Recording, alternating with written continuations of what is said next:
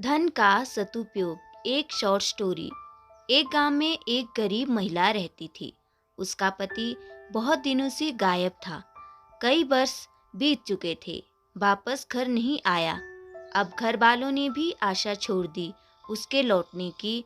घर में दो बच्चे थे जिनका लालन पालन करने के साथ उसे उन्हें पढ़ाना भी था। महिला बहुत ही ज्यादा मेहनती थी। वह सभी लोगों के साथ काम में हाथ बटाती थी। बच्चे भी अपने घर की परिस्थिति जानते थे। एक बार की बात है, गांव में रामलीला हो रही थी। उस महिला के एक बालक ने कहा, माँ, मैं एक दुकान खोलना चाहता हूँ। माँ ने कहा, बेटा, मेरे पास इसके लिए रुपए नहीं हैं। दुकान खोलने के लिए बहुत धनराशि की जरूरत होती है। किसी से उधार भी मैं लेना नहीं चाहती हूँ। बेटे ने कहा, माँ, आपके पास कुछ पैसे तो होंगे। माँ ने कहा, बेटा, मेरे पास केवल 50 रुपए हैं।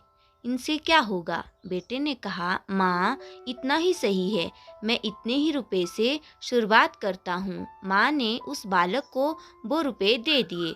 उस बच्चे ने उन पैसों से एक टॉफी का पैकेट खरीद लिया और उन टॉफियों को बेचकर उसने 25 रुपए का मुनाफा कमा लिया। इस प्रकार वह धीरे धीरे और सामान लाता रहा और सामान को बेचकर मुनाफा कमाता रहा। अब उसने एक सामान्य दुकान खोल ली थी। घर गांव के सब छोटी मोटी चीजें उसी से खरीदते थे।